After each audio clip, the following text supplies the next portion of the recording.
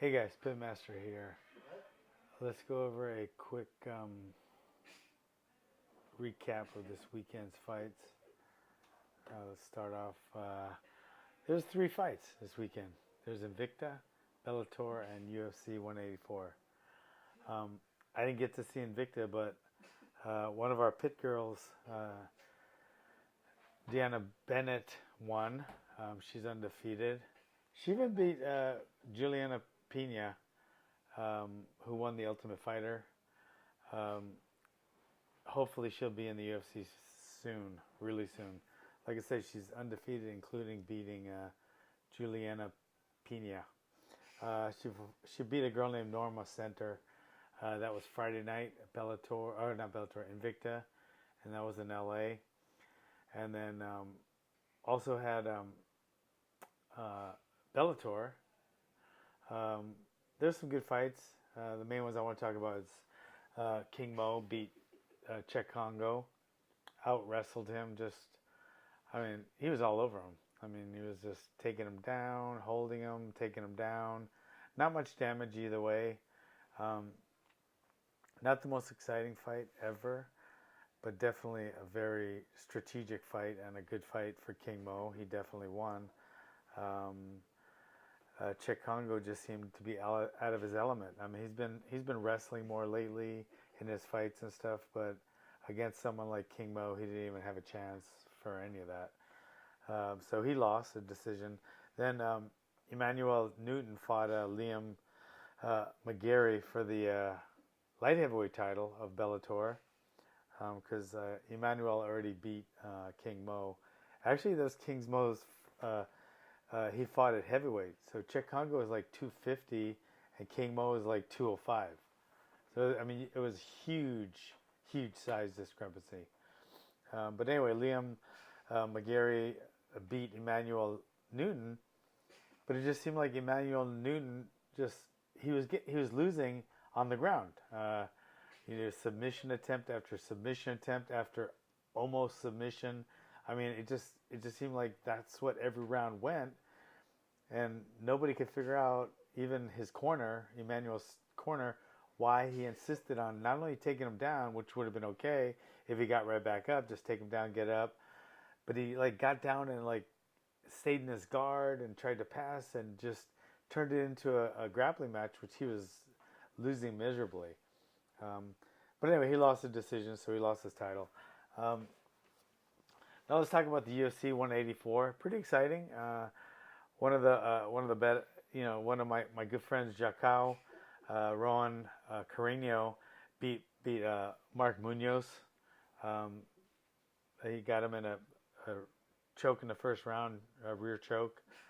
Just bing, bing, bing. Took him down, got his back, and choked him out. It was pretty quick. Put him to sleep. So I think he told the world he's back in the UFC. I guess he hasn't fought in the UFC in 7 years, but he's been fighting in smaller shows. But he spends most of his time training fighters now. He has a ATT, and he travels to Coconut Creek a lot. And he's jiu-jitsu master, and that showed in this fight against Mark Munoz. So he's been staying really busy training people and fighting, and he didn't look rusty at all. Tony Ferguson against T-Bow. His punches were cleaner and faster and harder, and he stopped T-Bow.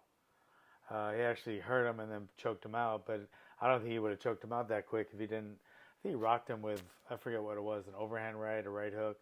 Anyway, he won I forget which round it was, but Tony Ferguson is definitely on a streak and looking good. He's looking really good. So he beat T-Bow. Jake Ellenberger beat Koscheck.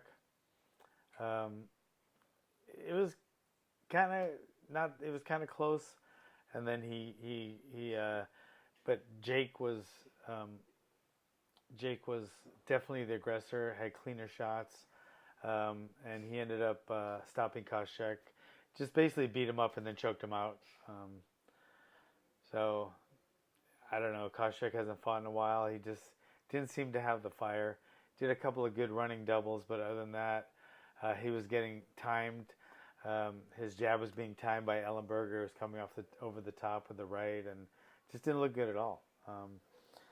But I don't know if Josh will be back or not. But Jake looked really good. Um, then we had Holly Holmes make her UFC debut. I guess she's a big boxer, kickboxer. That made her UFC debut. She's undefeated on smaller shows, and she beat Raquel Pennington, and to me was a really, really close fight. Could have gone either way. I think Pennington had the harder shots. Definitely Holly had more shots. Didn't look as good as I thought she would with all the hype, and people were saying, well, it's her, nobody fights the same, or a lot of people don't fight the same in their first octagon appearance. But I mean, according to everyone, she's had hundreds of fights, boxing, kickboxing, MMA. So she's been there. So I don't know the difference in the actually shape of the ring or the cage. If there's an octagon, a pentagon, a square, a rectangle, I don't know why that makes that big of a difference. Definitely was a bigger crowd, but I assume if she won 16 boxing titles, she's fought in front of big crowds. But I don't know. To me, she didn't look that great. Definitely, maybe the next fight should look a lot better, and then, maybe someday get up there. But definitely didn't look like in the caliber of Miesha Tate, Kat, or Ronda. But like I said, maybe that'll come. Okay, let's talk about Ronda, Kat. There's nothing to talk about. Kat got caught. I mean, that's all there. That sounds weird. Kat got caught. But anyway, Kat Zingano, she trained hard.